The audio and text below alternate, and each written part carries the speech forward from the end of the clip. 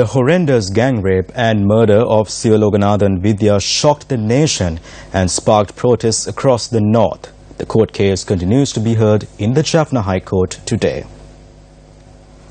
The former officer in charge of the Kodikamam police station, Chintaka Bandara, testified that he produced a suspect known as Swiss Kumar before the Kites magistrate on the 19th of May 2015.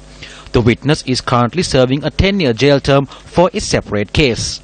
Another witness, a custodian of a casino in Colombo, Anurapriyanta Basnaika, testified that the CCTV cameras at the casino captured the arrival of Mahalingam Shashidharan at the casino. He is the fourth suspect in the case.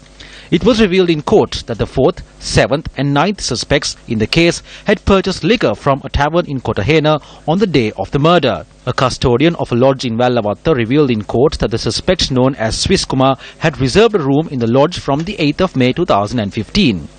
Counsels appearing for the state informed court that on the 12th of May that year, the suspects had planned a gang rape in Punkudutivu.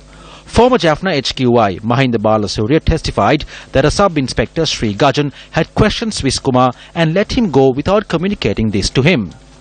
41 charges have been filed against 9 suspects. They all plead not guilty. The main suspect, known as Swiss Kumar, is believed to have planned the murder and rape with the intention of video recording the act and selling the footage to an institution in Switzerland. The suspect had been involved in similar crimes on the subcontinent.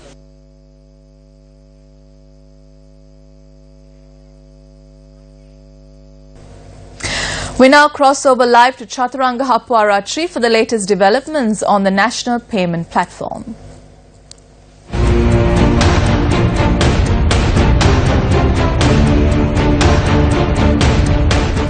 As I said before, Chaturanga is now joining us from the Newsfirst Centre. Chaturanga, what has been the real issue here? Yes, Mahina, thank you very much for the opportunity. What we have been discussing is that a role that should be played by the government or the Central Bank of Sri Lanka with regard to the development of the national payment platform is being taken over by the ICTA, and it has been given to 3 private companies which has been shortlisted by the ICTA itself.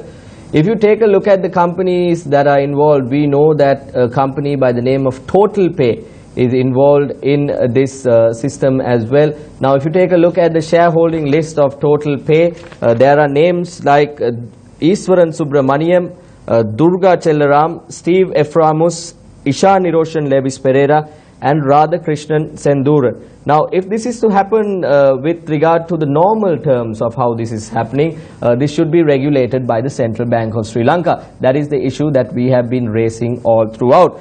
Now, Lanka Clear Private Limited, which the government is now saying is going to be vested with the responsibility of carrying forward the payment system in the days to come, that shareholding, if you take a look at it, 47% of Lanka Clear Private Limited is held by the central bank and state banks, while 53% rather are held by the commercial banks.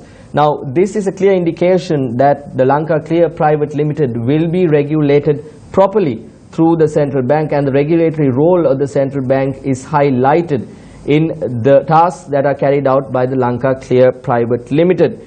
Now, if you take a look at what is happening, the latest development as of today is that the State Minister of Finance is issuing a statement that Lanka Clear will be the company that will be initiating the payment platform for the Sri Lanka Customs Department.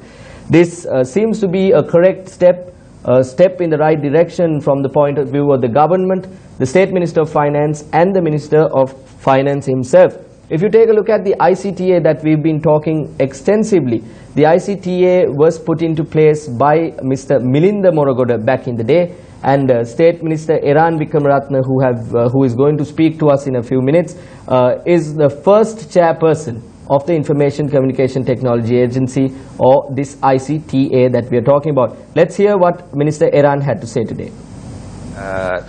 The Minister of Finance and myself, we took a decision that all banks should be basically immediately connected directly to customs.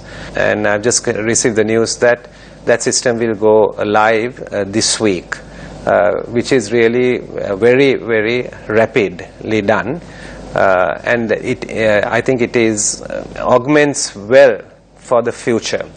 There had been a delay of about a year and a half, and the delay may have been caused by there being competing proposals to actually run the system, but it doesn't really matter who is the provider.